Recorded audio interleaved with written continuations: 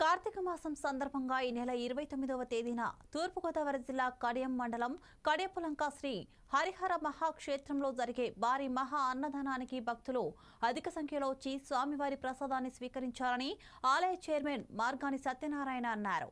ప్రతి ఏటా కార్తీక మాసంలో వచ్చే మాస శివరాత్రి రోజున నిర్వహించే ఈ కార్యక్రమానికి ఉమ్మడి తూర్పుగోదావరి జిల్లా నుండి సుమారు 40 నుండి 45 వేల మంది భక్తులు స్వామివారి ప్రసాదాన్ని స్వీకరించేందుకు రావచ్చని అంచనా వేస్తున్నట్లు ఆయన వెల్లడించారు.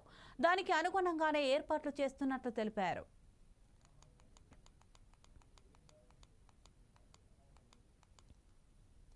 కడియపులంక గ్రామంలో కొలువైనటువంటి శ్రీ అపరనాశమేత అనంతేశ్వర స్వామివారి పంచాయతన క్షేత్రమందు 16వ కార్తీక మాసం పురస్కరించుకొని విశేషమైనటువంటి లక్ష బిల్వపత్ర పూజా కార్యక్రమంలో కార్తీక సోమవారాలు విశేషంగా జరిగాయి. ఇలా 29వ తారీఖు కార్తీక మాస శివరాత్రి మహోత్సవాన్ని పురస్కరించుకొని స్వామివారికి విశేషమైన అభిషేక కార్యక్రమాలు జరుగును.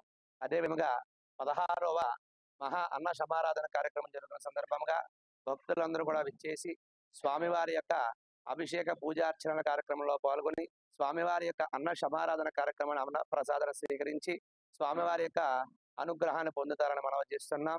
ఏర్పాట్లు చేయించి భక్తులకి ఏ రకమైన ఇబ్బందులు లేకుండా వచ్చిన వారు భోజనం చేసి సక్రంగా రోడ్లు దాటే విధంగా కూడా మేము అనే చర్యలు తీసుకుని వారికి చెప్పడం జరిగింది.